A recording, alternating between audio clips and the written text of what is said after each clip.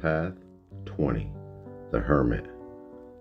The 20th path of wisdom connects Chesed and Tifereth, and it's associated with the Hermit card, which portrays a man standing alone and holding up a lamp containing the Star of David within it.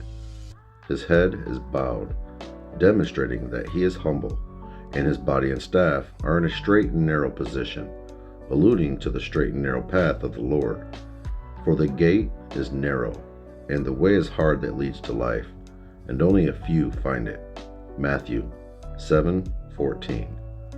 In the pictorial key to tarot, A.E. White stated that this card blends the idea of the Ancient of Days with the light of the world. It is a star which shines in the lantern. The figure is seen holding up a beacon on an eminence. His beacon intimates that where I am, you also may be. The Hermit holds a staff and serves as a beacon of life.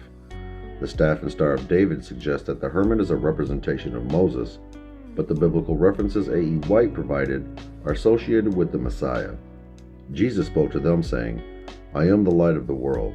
He who follows me will not walk in darkness, but will have the light of life." Yeshua said that he was the light of the world, the way, the truth, and the life. But he also said that his followers were to be lights of the world, who were to let their light shine. You are the light of the world. A city set on a hill cannot be hid, nor do men light a lamp and put it under a bushel, but on a stand, and it gives light to all in the house. Let your light so shine before men, that they may see your good works and give glory to your Father who is in heaven. Matthew chapter 5, verses 14 through 16. Both Moses and Yeshua were humble servants of the Ancient of Days, and both taught the need to be humble. There are many similarities within the lives of Moses and Yeshua. As babies, they both escaped being slaughtered by fleeing to Egypt. They both performed miracles, and they both saved their people from bondage. Moses lifted up the serpent in the desert as a foreshadowing of Yeshua's death on the cross.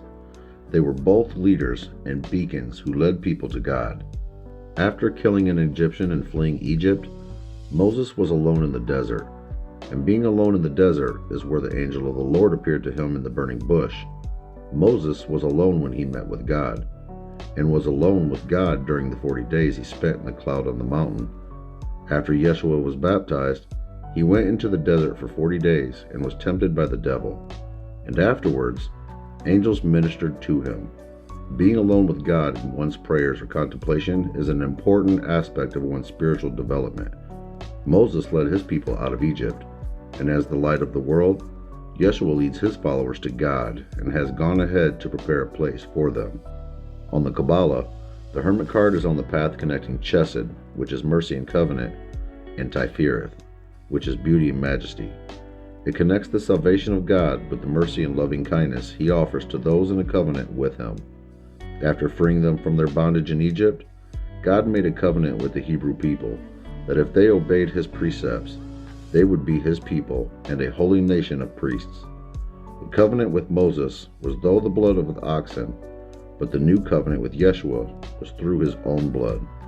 Those who follow the light of Yeshua are also considered God's own people, a royal priesthood, and a holy nation.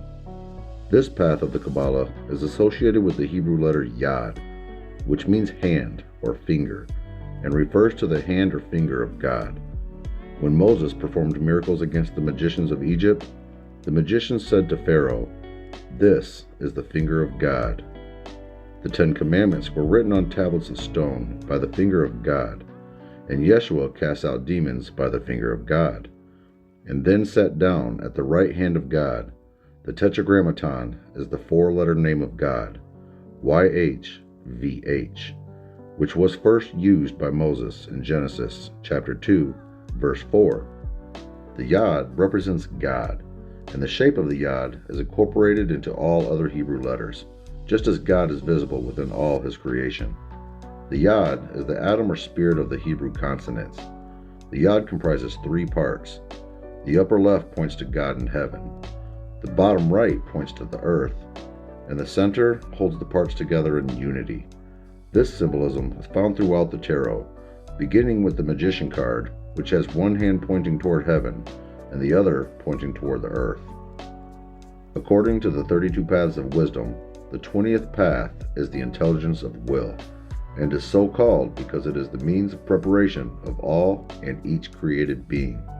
And by this intelligence, the existence of the primordial wisdom becomes known. Both Moses and Yeshua served God, and they both did His will. The covenants God made with humanity through them were based on the obedience of His precepts. Those who follow God's commandments are considered to be His friends, His own people, a royal priesthood, and a holy nation. Yeshua states, "He who has my commandments and keeps them, he it is who loves me, and he who loves me will be loved by my Father, and I will love him and manifest myself to him." Followers of Christ are to be transformed by the renewing of their minds, so that they may prove the perfect will of God. Wisdom seeks those who are worthy of her. So, if you desire wisdom, keep the commandments, and the Lord will supply it for you. Those who desire to learn wisdom should place God first in their lives, and should seek to do His will over their own. The attribute assigned to the Hebrew letter Yod in the Sefer Yetzirah is koitus, or union. Therefore, the tribe of Levi is associated with this path. The name Levi means attached, or joined. The tribe of Levi was attached to God and served as His priests and companions. Like the hermit, the tribe of Levi set itself apart in order to serve God and light the way for others. The Levites were the official priests in the Old Testament, but anyone who follows God can become a light for others as part of His royal priesthood. The gematria of Path 20 connects it to the second Sephirot of wisdom, which is Chokmah, and the hermit symbolizing a human representation of wisdom acting within the world. The element of air is associated with this path, because in the Sefer Yetzirah, air is the balance that holds the Shin and Mem together in union, and represents God's presence in everything. Just as the letter Yod is found in all other Hebrew letters, the human spirit is a lamp of the Lord that sheds light on one's innermost being, and allows them to shine as lights within the midst of darkness.